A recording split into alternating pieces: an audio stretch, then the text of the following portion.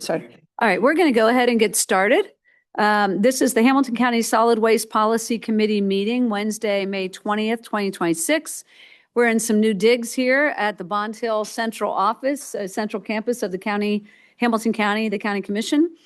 This is a little more formal than usual and probably not what we're going to stick with. There are conference rooms that we can use, that we can hook up for people to Zoom in. So, but for today, we're going to make it work, right? So thank you all for being here. It's a very big room for this meeting. It's vacuous, but anyways, thank you all for being here. So we generally do an intro.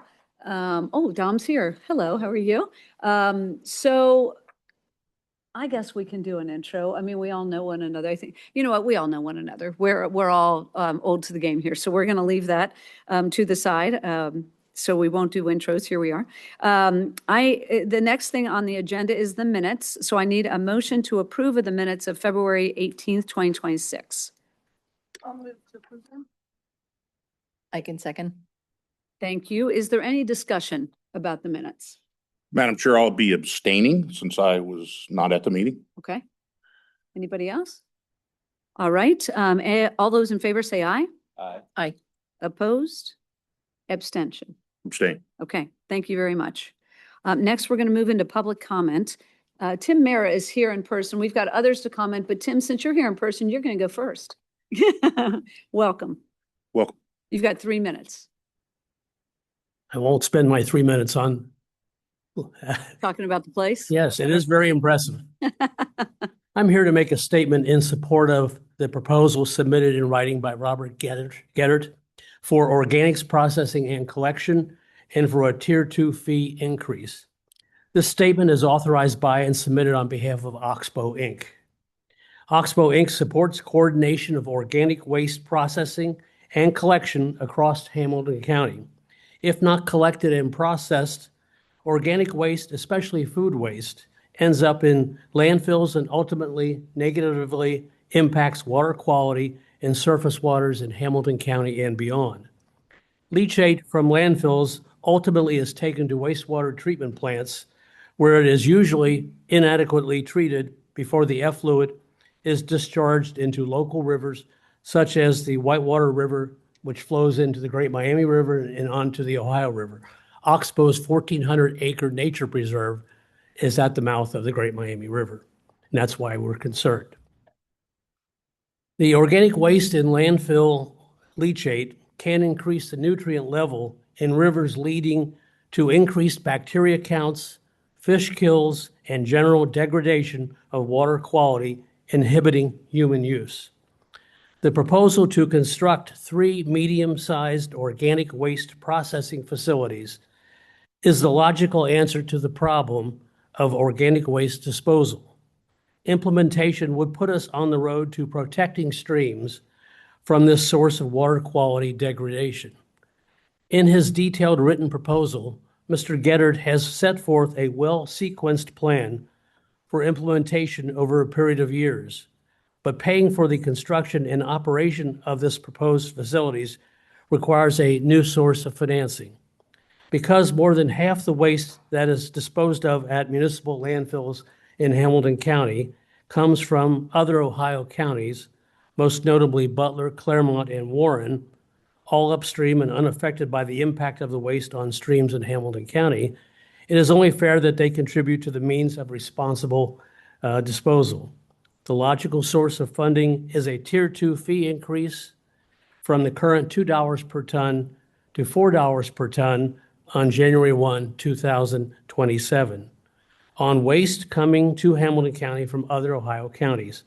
We support that fee proposal and ask that the policy committee act as soon as possible to approve the proposed motion set forth in Mr. Geddert's plan. Thank you. Thank you. Next, I'm going to call on Bob Geddert, who I believe is online. Bob, you there?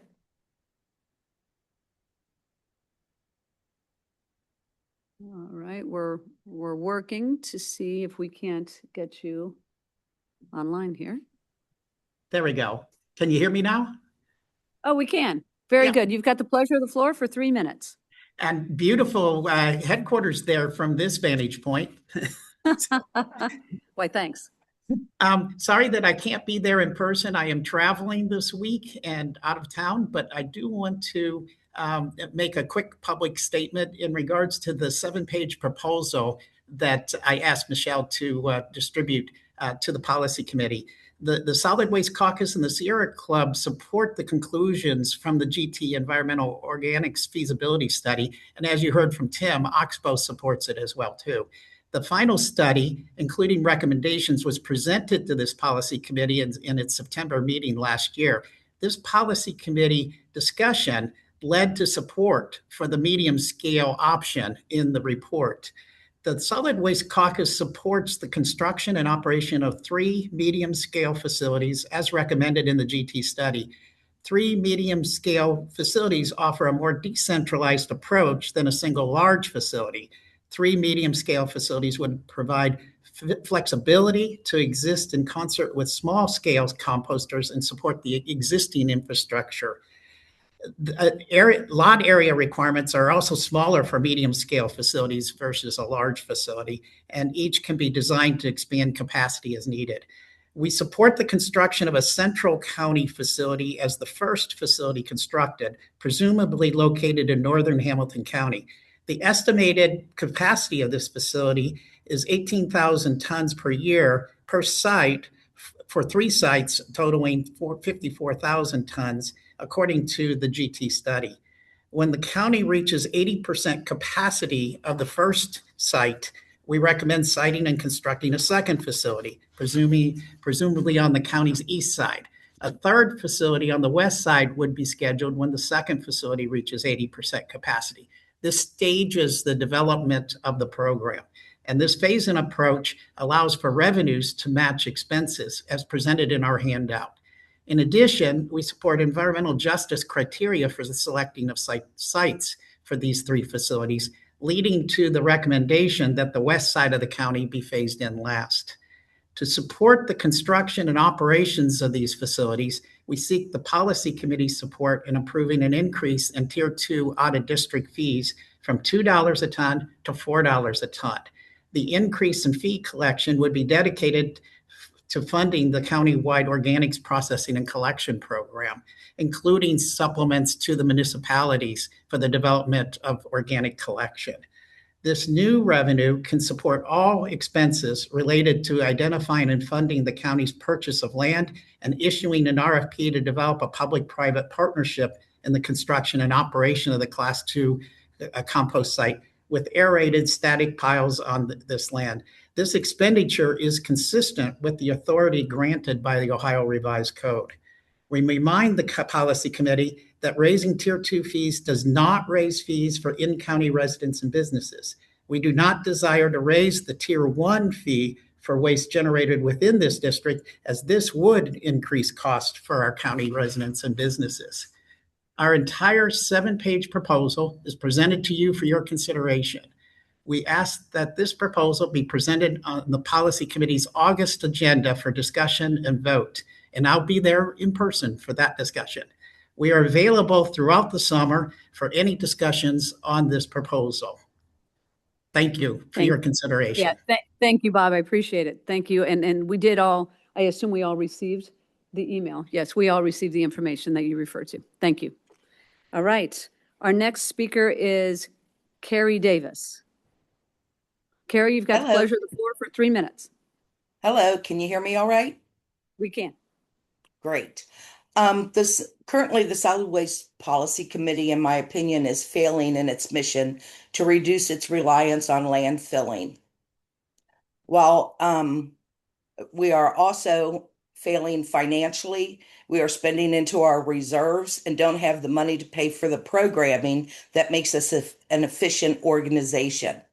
While the population has increased 4%, the amount of waste landfilled has increased 6%. We have spent down our reserves below the target rates that have been historically over $2 million. We spend $2,700 a ton disposing of household hazardous waste, while our peer counties are spending only $700 per ton. This is because we lack the funding for programming. We spend $56 per ton for composting, while our peer groups are spending $5 to $6 per ton because we do not have the funding to do the programming. Hamilton County residents on the far east side of Hamilton County are paying to Brown County $3.50 a ton to throw their garbage in the Brown County waste, while Brown County residents can throw their waste in Hamilton County for just $2 a ton. We are missing out on the money that we desperately need to be a viable, efficient organization, and we are wasting thousands of dollars because we do not have adequate funding to do our programming that other communities are doing. And Brown County is raising their rates to 4, which is the competitive rate in all urban counties. We also had Rumpke do a presentation with their fuzzy math proprietary formula on the landfill life expectancy. That entire presentation was illegal. They are not allowed to have a private, individualized formula to determine how long the landfill exists. That is dictated by federal and state law, and they are mandated to follow it. The cuts they are making in processing are dangerous. In almost every complaint and incident that has occurred at Rumpke, it has been blamed on their compaction rate and the composition of the landfill distribution. This is a dangerous formula that they are using to justify a much greater life capacity of the landfill. We are mandated in the county to abide by the results of the formula the EPA dictates.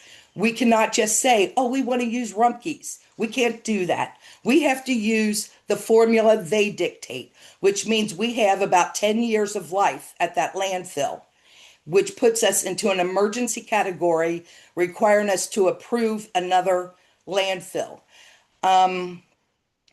Carrie, could you please summarize? The 3 minutes is up.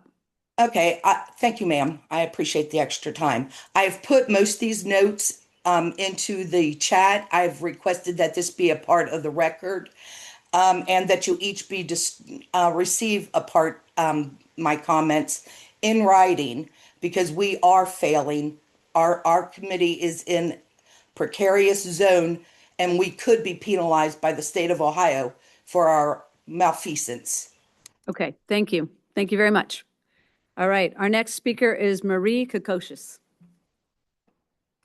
Yes, hello, ma'am, and board of the policy committee. My name is Marie Kokocius. Today I'm representing the Miami group of the Sierra Club. I have been here at least 2 other times to ask for you to raise the fee from the tier 2 tipping fee from $2 to $4 a ton. The problem has been explained to me about the organics processing sites is that there is no money to purchase a site and other things that Bob Geddert has spoken about. And I think this is an opportunity that we should take now to increase the tier 2 tipping fee from $2 a ton to $4 a ton and have this revenue dedicated to the processing, the organic processing and collection sites. I was interested to see what percentage is organics, and I see Bob has. I thought it was like between 20 and 25%. Bob says in his proposal that the residential diversion, the goal is between 18 to 27% of organics that we can divert from our landfill. So once again, I'm like a broken record here. I encourage you. You have the power, and we need this to move forward in Hamilton County. I'm representing Miami group of the Sierra Club. Thank you very much. Thank you. I think at this point it might be helpful, Michelle, it's so awkward because you're behind me. But I want to address you. So we have talked quite a bit about the organics piece of the plan that we all approved of and that the county approved of.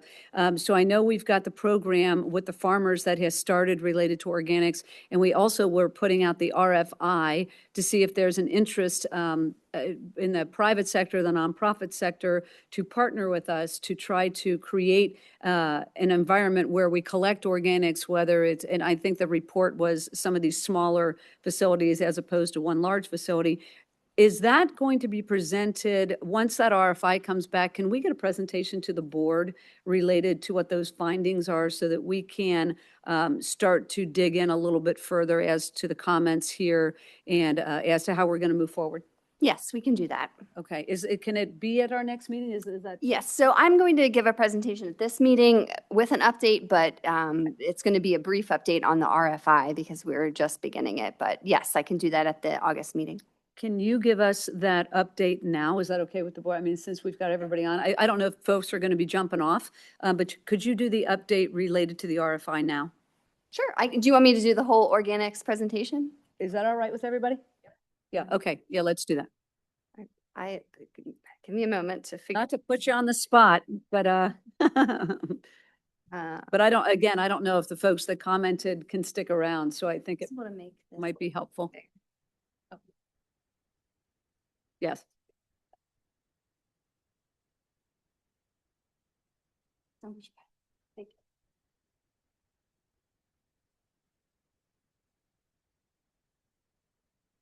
New technology here in our new spot.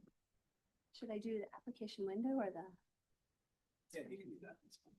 So if I do the application window, then I make it a presentation. That should work.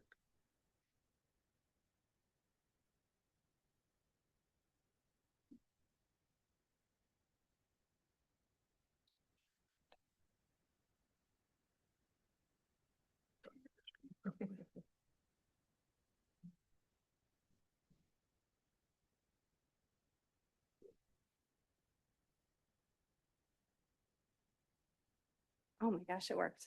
Okay. All right. Is my mic on? Okay, great. Thank you. Sorry about that. No worries. So I am going to go over a few of the organics processing capacity projects that we're working on to increase the organics processing capacity with a focus on food scraps. The first one is basically the public-private partnership RFI that was out. It was released March 2nd, and expressions of interest were due April 30th.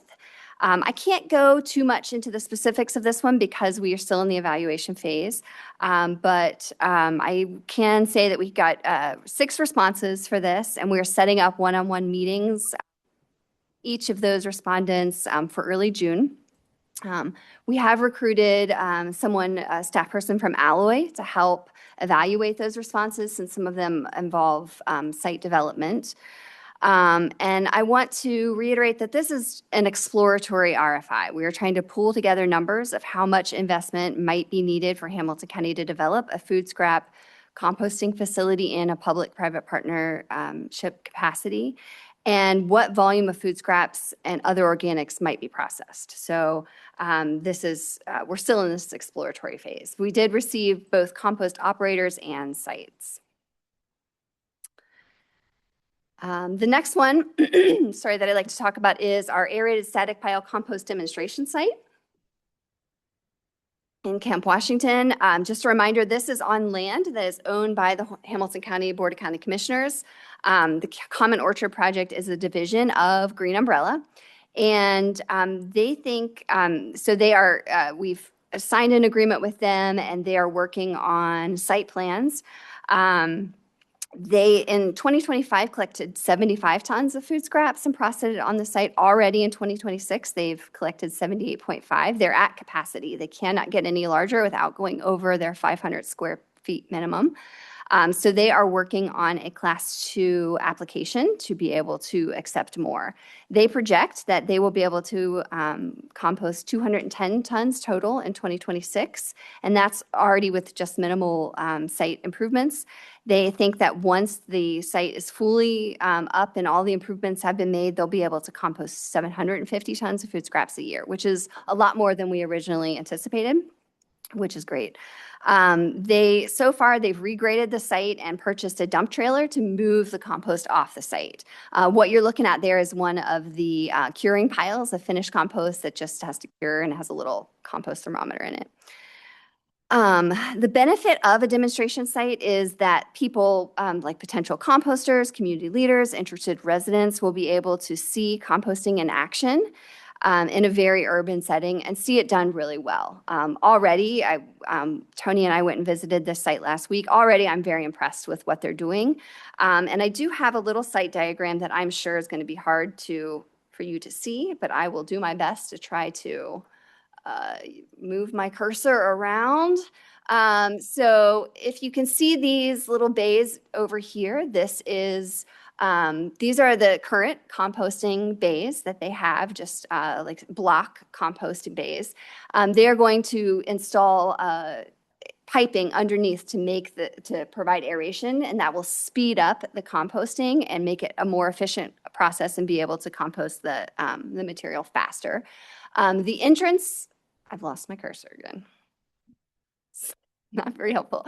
The entrance is right here. So we're going to have a concrete pad instead of just dirt, which will make it better year round. And there will be a compost mixing pad here so that the food scraps can be mixed with wood chips to be put in the piles. They're going to build additional bays, which I'm sorry, I keep losing my cursor right here. They're going to build these additional ones. They already have this compost sifting area that's covered here, and they have a compost sifter. These piles over here behind that were what you were looking at the last screen. So and then they have their orchard, their perennial farm, their high tunnels, all of that is in the back. So I'm sorry, that's not the easiest to see, but I'm happy to answer any questions about that or send it to you. Michelle, are they going to do negative air pressure or positive air pressure for the? I'm not sure. They are working with ASP. They're trying to find a partner that would actually install that. Gotcha. I would guess that it'd be positive air pressure, but I'm not. Okay. Not 100% confident on that. Another project that we have going on, which I didn't talk about last time, is our USDA composting and food waste reduction grant that we received from the USDA. This was a $400,000 grant with a $100,000 match. Two of the farms, Valley View Foundation and Carriage House Farms, are wrapping up their projects. Carriage House, the closest to finish. And then Jackson Street Farms they have partnered with Brick Gardens and Aiken High School to do a project with Aiken, which is really neat. If you've never been out to Aiken, they have a really cool agricultural program. So we're hoping to be able to partner there. That work has not started yet, at least in the physical form. So we have gotten a grant extension for that through the end of summer, which has relieved a lot of stress on everybody's part. So we're hoping to make that happen. This picture is one of the pieces of equipment that was purchased through the grant. It is a compost sifter or screener that will screen out the larger materials so that you get a higher quality compost product.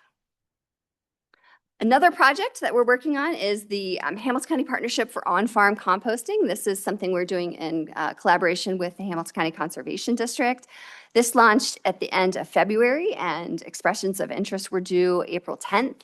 We were hoping to partner with 4 or 5 farms. We received 21 interested farms, which was amazing. I will say 3 of those were outside of Hamilton County, so we put those kind of on a shelf of, we might be able to work with you later, but we have to prioritize those in Hamilton County. And 4 were smaller community gardens that we think we'll be able to work at a different level, maybe with the innovation grant. So we're wrapping up the meetings with the farms and evaluating how we're going to be able to help them with the allocated funds. And then the other program that we've been working on is our food scrap collection subsidy. This is an effort to increase the collection of food scraps for growing the compost sites and also to support food rescue organizations in their work because they often get dumped on with material that is not edible. And so it's a good place just to build up that composting, that food scrap collection route. So we are partnering with the largest food rescue partners first. So those that are recovering 500 or tons or more a year. 3 agencies expressed interest, and we have one partner that is also going to open that up to 150 local food pantries that are already coming to their site to pick up food. So they would be able to bring food scraps, back that weren't eaten or weren't edible. So we are currently reviewing proposals from local haulers and dealing with county insurance requirement issues. So that is pending, but we're working on it. Finally, the food recovery equipment grant. This is the other large expense that the policy committee approved. This notice of funding was released in April. And so those applications are still out until June 26. Applicants can request up to $200,000 with a goal of diverting an additional 250 tons of surplus food within 2 years of the start of the grant. That's per application. We hosted an informational webinar in May. That's on the website if you're interested in that out. So we expect that these applications will go through a selection period and then will be presented to the policy committee for approval in August. And then those have to go before the Board of County Commissioners once they've been approved by the policy committee. And those are all of the projects that I wanted to give you an update on. Are there any questions on that? Any questions for Michelle? On the farm project, Mhm. can you give us a range of acres that you think are up for consideration? Yeah, so we sure, sorry, yeah. So Sue asked, can you give a range of the acres? So we have sites that were as small as a quarter of an acre, those small, city lot ones. We had ones, I think, that were as many as 120, hundreds of acres. So I think that they will require different levels of support, but they're very interested. The farms are very excited about it. It's a great partnership because, the farms can use the finished compost, right? They value that compost for the work that they do. And they are used to that kind of work, right? They're used to, so while they may not be professional composters, there's certainly a lot of compost operator trainings out there too that we can work with them on. So they're excited also, some of them, to have just a different revenue stream. So some of them may be using it on site. Some of them may be selling the finished compost, or a combination of that. So it is an interesting, it's been a very exciting program, and I was really happy with the response that we've gotten and the partners that that have signed up and their interest. So. Because I'm really hoping that wouldn't need those 3 medium sized ones. Yeah, that would be amazing. I mean, if the farmers will save us. But not to put too much pressure on them, but I do think most of the sites are, we're not expecting them to be huge sites. I think that we don't want anyone to take on more than they're willing to. So we're being very sensitive to that as well. Okay. Thanks. Any other questions? This side? No? Okay, thank you, Michelle. Thank you for that update.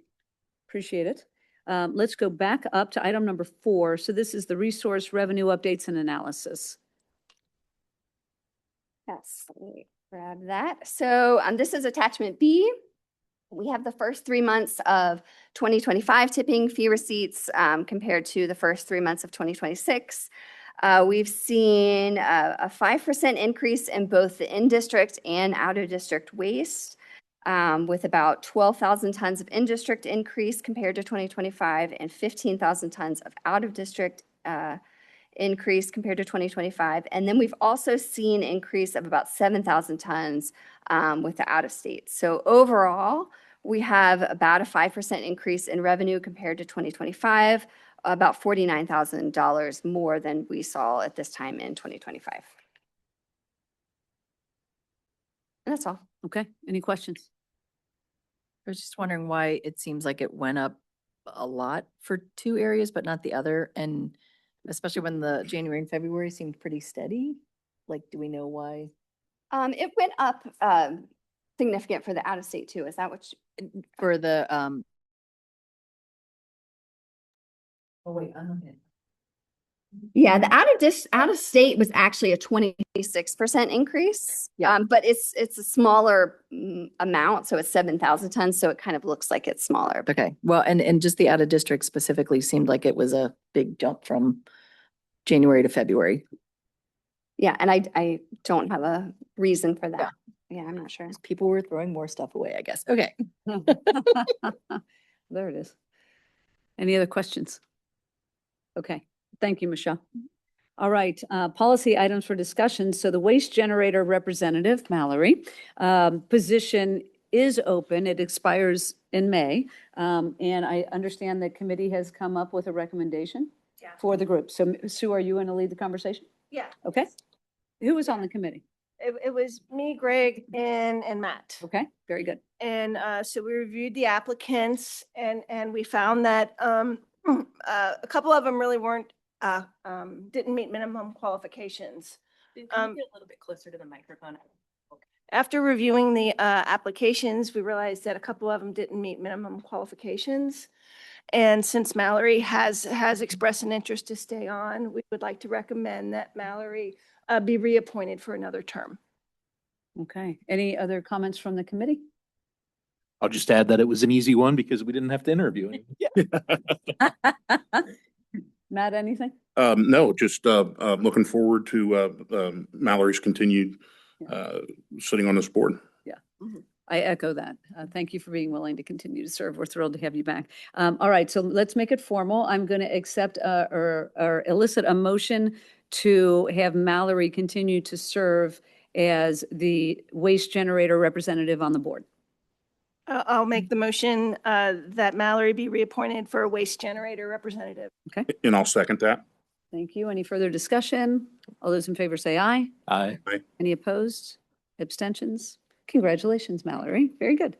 All right, the next position is the general interest position member. So Dom, I know it breaks you, but your term is ending. And so we don't know about your level of interest. I don't know if you're comfortable in talking about it from the dais, but we will be asking you if you'd like to continue to serve and then soliciting others if they are also interested to serve. So I just want to kick it to you for any comments that you have. Well, sure. Oh, sure, yes. You can The go- question was, can he serve again? And the answer to that is yes. I would like to discuss that with you Okay. at a later time, Oh, but very good. All right. So we need to, I understand the term ends in August, so we've got a little bit of time. So we will want to put together a similar committee to discuss this position. So when's our next meeting, Michelle? August. August. Okay, so let's get the committee in place now so that we will be ready to address it at our next meeting. So who would like to volunteer for this committee? I'm happy to help with that one. Yeah, and since I had such an easy time last time, I'm happy to serve on Yeah. the committee as well. All right, we're going to take you both up on your offer. Thank you very much. First, so we're going to have to like interview 50 people, but I hope not. That's entirely on you. Okay, so Michelle, duly noted, we've got a couple of representatives for the committee, and then we'll have a conversation with you, Dom. We've, in any case, really appreciated what you've offered to the board, and especially when it comes to the farmer piece of the organics. I'm definitely considering it. Okay, So just, we'll have that conversation. okay, that sounds great. Very, very good. Okay, so let's move on to item 6. We've got a bunch of informational items. So the organics processing capacity update, Michelle, we just did, correct? That's correct. So we can move on to the waste characterization study update. One moment, where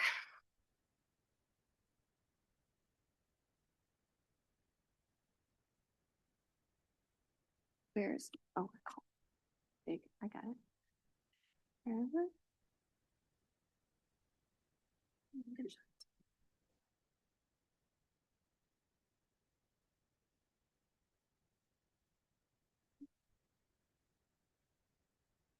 Yes, please do. Thank you. Yes. Maybe? I'm working on it. Yes. Okay, and we can all hear me? All right. So I'm here just to give a quick highlight of 2 waste characterization studies that completed last year.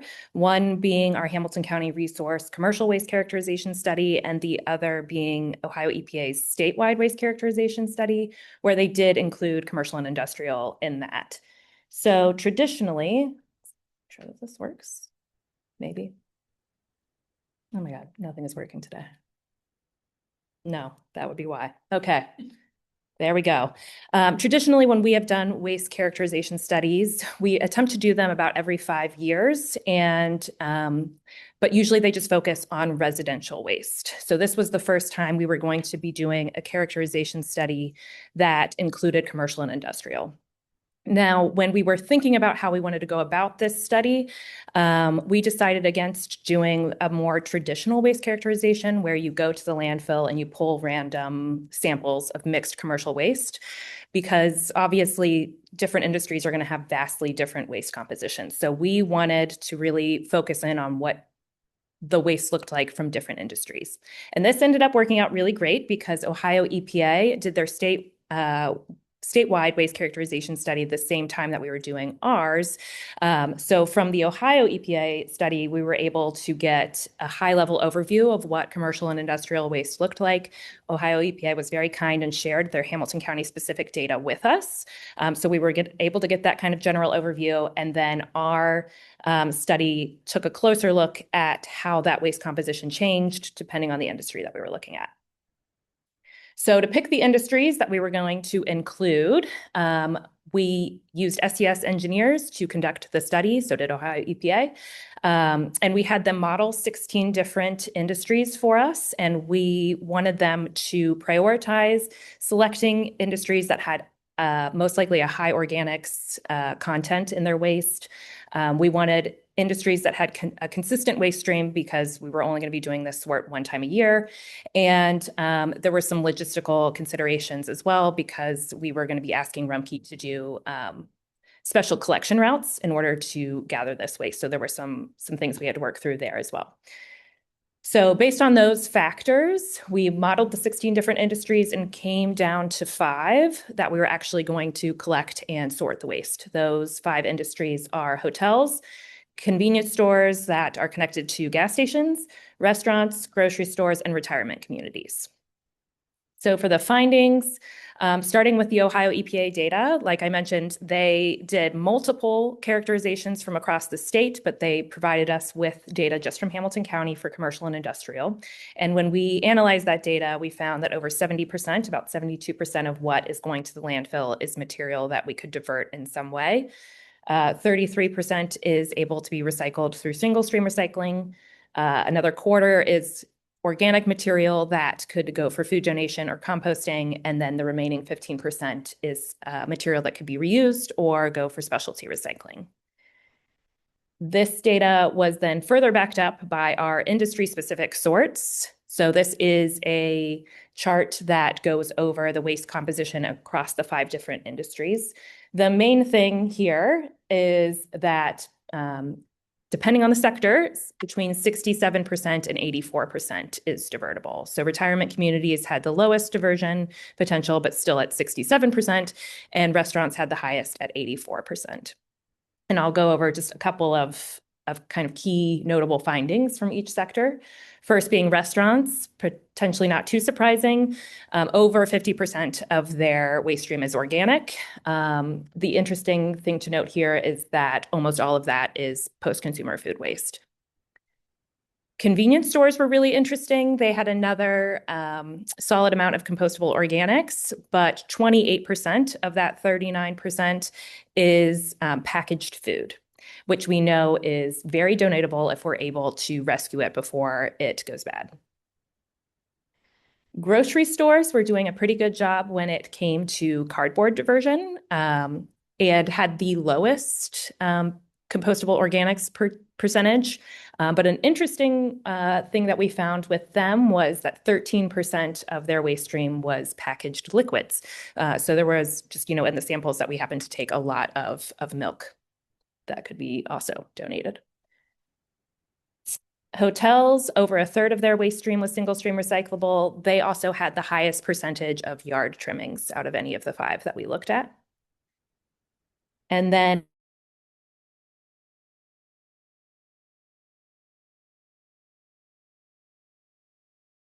okay, retirement communities definitely had unique waste streams, a lot of furniture, some sanitary products, as you might expect, but also a good amount of food waste as well.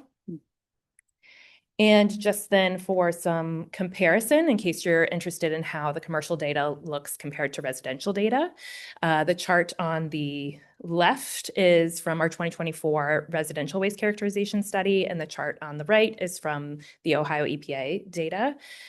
So in the residential waste stream, the highest component, when you kind of lump them into diversion categories, is compostable organics. At 31%, commercial is a little bit different. Single stream recycling is the highest diversion opportunity at 33%. 10% of that is cardboard. So a lot of cardboard, not shockingly, in the commercial sector. But pretty equal opportunities when it comes to food waste. So in that compostable organics number for residential, it's about 16% of food waste. And then in the commercial, it's about 14%. So definitely a lot of opportunities, as we all know, when it comes to food waste. And then just for next steps, the reason that we really wanted to do an industry-specific kind of characterization study is so that it could inform our outreach and our programs for different sectors. So that's kind of what we're working on now, is how we can do better outreach to those sectors that we included. And then I know I just went over a lot of data from 2 different studies very quickly. So does anyone have questions? So for the commercial, I think it said 14.7% for specialty diversion. Mhm. Was a lot of that just the furniture from the retirement communities, or what other things like fall into that category? That includes quite a bit. So furniture definitely can fall into that. So do things like clamshells or other specialty plastics where you can't include it in single stream, but there are local outlets where you can drop it off. So it really kind of lumps all of that, both reuse and specialty recycling. Electronics, metal kind of falls into that as well. I think of a hotel a lot like residential, in that every room people are throwing their garbage Definitely. away. So it may be not as much of an opportunity, at least portions of their waste. No, and the reason that we wanted to include them was more for, I think we asked that the hotels that would be included are ones that had in-service dining. That makes sense. So that's really what we were looking at more than anything. I think the yard trimmings was also really interesting. They're going to have grounds a lot of times that they're managing. So yeah, the in-room waste really is probably not our highest priority. Thank you. So for the hotels, did you, I guess, have more that were outside of downtown then, or did you have from downtown and? I will have to look. So one of the challenges with this is, since we were asking to do special collection routes, we couldn't have Rumpke, ping-ponging all across the county. So I'll have to look kind of geographically where those hotels. Okay. I want to say we concentrated on downtown hotels, but I'm not. So that's why it would be surprising that there was more yard Or waste. yeah, I can definitely find that out. Yeah. That's a good. Okay. Can I ask a question? Why did you research these specific like hotels as opposed to some industrial sites somewhere? So we did include industrial. There are other states and counties that have industry specific sorts, and that's kind of where the categories came, the 16 different categories came from. One of the other reasons that we chose, when I'm talking about kind of like logistical challenges, we prioritized businesses that were going to have dumpsters instead of compactors. Because if we were going to try and just take things like hospitals were on our list, but we couldn't really get good samples from compactors. So we had to focus more on kind of smaller to mid-size businesses. And so manufacturers would be another one where they're most likely going to have compactors. We did do a food manufacturing working group kind of alongside this study. So we have some information from that, but that's why they weren't like a I didn't know priority if in this maybe you study. saw the biggest bang for the buck in these industries, or if they were. They were the ones that we expected to have some of the highest organics, Okay. untapped diversion, maybe is what I should say. Okay. Any other questions? Okay. All right, very interesting. you. Yeah, thank you very much. All right, the next item is the spring seminars and events update.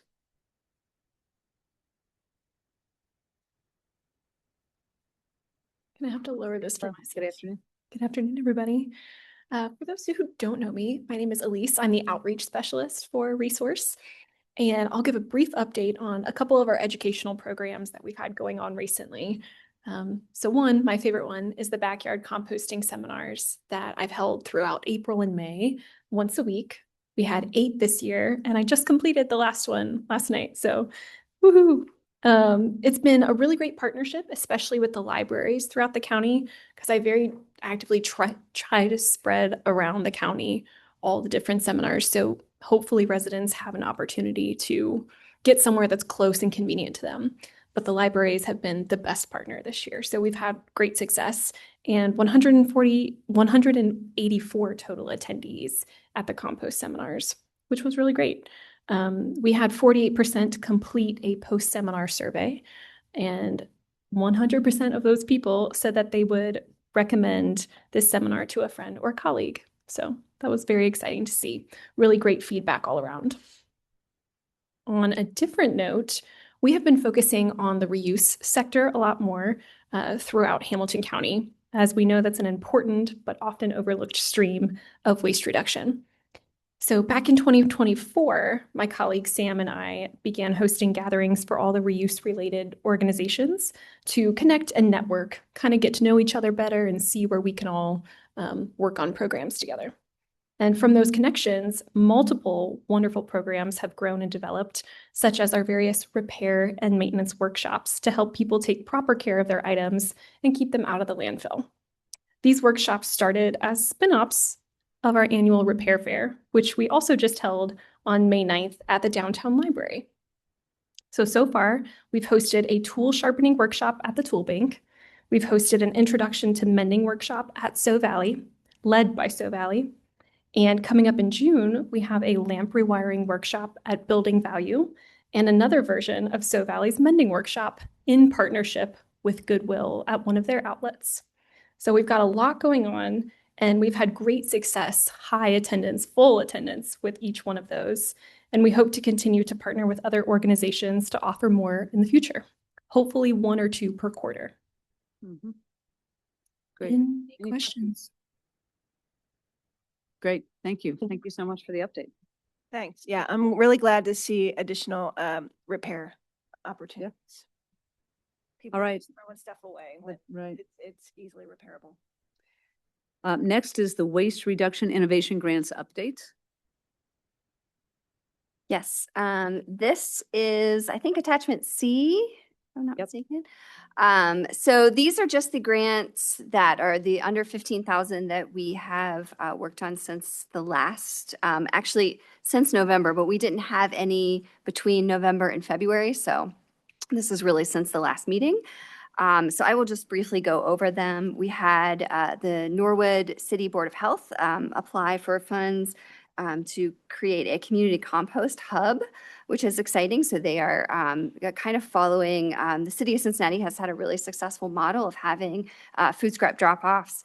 And so the city of Norwood is doing that. They have a food scrap drop-off for their residents, and that is one of our target communities. So Jack has been working really heavily with them. We had Reboot Electronics Reuse and Recycling applied for funds to help pay for a cargo van to help transport more electronics and for their drop-offs.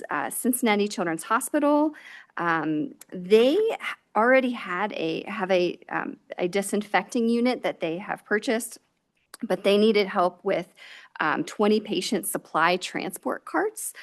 So these are, they take unused, unopened supplies from inpatient units, put them on the carts and bring them to the disinfector so that they don't have to throw them away. You would be surprised how much gets thrown away in the hospital that has never been touched, just to make sure that it is not, not spreading any kind of disease. So this disinfection process helps reduce that, and then it helps them be able to use those materials.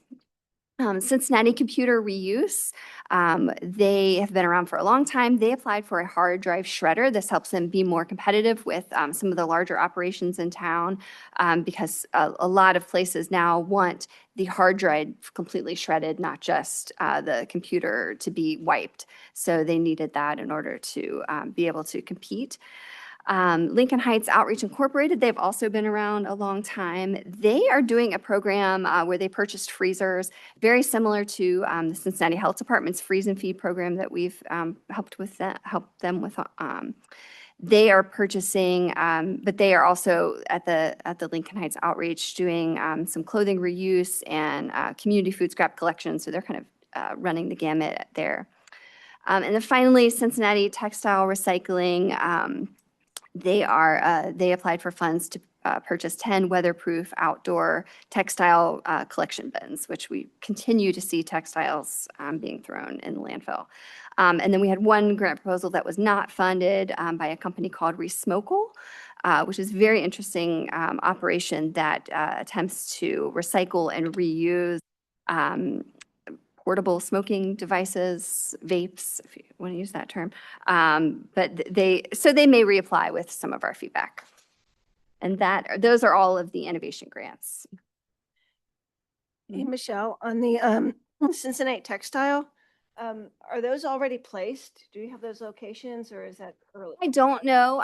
We usually have an update with them 6 months in, and so I don't think Shares had an update with them. I don't know if I feel like it's been a while since I read the application. I feel like they had several that they were already, Norwood was one of them. I think Elma Place was one. They had a few but I'm not sure all 6, or was it 10? I don't remember. I don't think they had locations for all of them. Do you know if there's a plan to put one in the city? I don't know, but I could send you their contact or send you their application. Thank you. Mm-hmm. Will you turn your microphone on? Sure can. Is that only for clothes that are like donatable, or is that also going to be like? They do. That's a great question. They do both. So they do they pull out the clothes that can be donated, and then they also have streams for the textiles that would just be like turned into industrial rag kind of material. Mm-hmm. Scrap. Thank you. That's what I was looking for. Okay. Any other questions?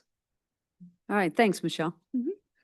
And then last on this list is the 2022 Resource Impact Grant final reports. Yes, and this is attachment D.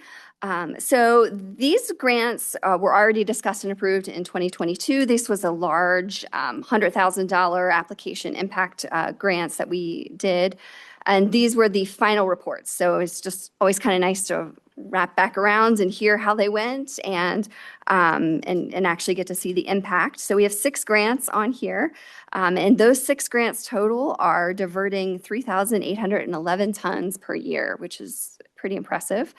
A few things I want to note. The people reached is sometimes it looks like the projected is way higher than the actual. And what that is we have worked with them because we only want the grantees to count people reached that have a behavior change. So say it is a food rescue organization, they are feeding, 1 million people. That's wonderful, but how many people are actually being impacted by reducing food waste behavior? And so that's why some of those numbers, especially for the food rescue, have reduced. It's not that they've lowered how many people they are serving, but it's just how many people have you reached with the waste aversion message. So I'm not going to go over each of them because we've already done that in another meeting, but we had 3 compost related, 2 food rescue, and 1 lumber reclamation project. But I'm happy to answer any questions about those. Any questions? No? Okay. All right. Very good. Thank you, Michelle. We are at the end of our agenda. Is there anything else for the good of the cause before I make the announcement about the next meeting?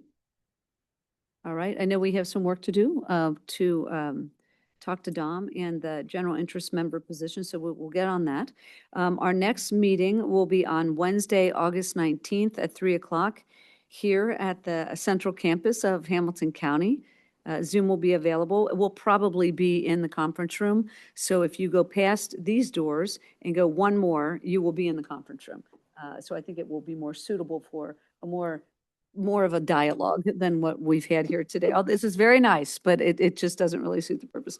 All right, with nothing further, I'm going to make a motion to adjourn. All right, that's it. Thanks, everybody. Thank you. And congratulations to Mallory. Yeah. I printed my packet, but I have no idea. I what it don't is. see it. Yeah.